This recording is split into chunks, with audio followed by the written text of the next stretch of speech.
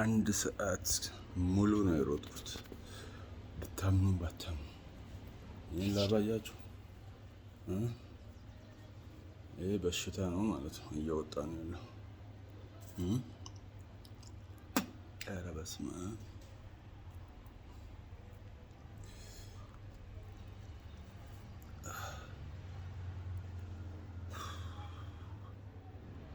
ድፍን አንድ ሰዓት ሜትር ወጣው።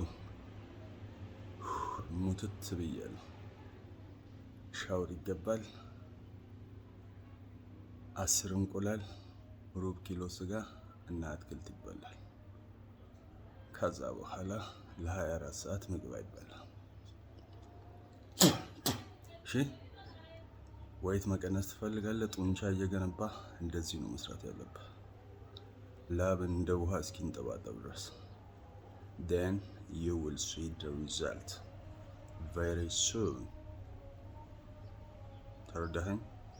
ተረዳሽኝ? ይሄ ለዘመናት ተኝቼ ስበላ ከነበረው ነገር ውስጥ የቀረ ነው እየወጣ ያለው።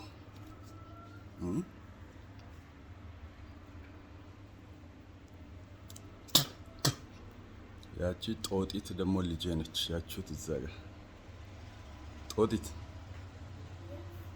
ስፖርት አሰሪም አይደለም።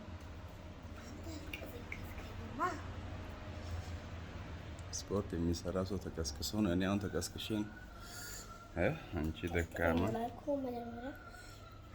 ማታ ትሰሪያለሽ። አንቺ አሁን የጠዋቱ አልፎሻል። ማታ ላይ እንዳጠፊ እሺ።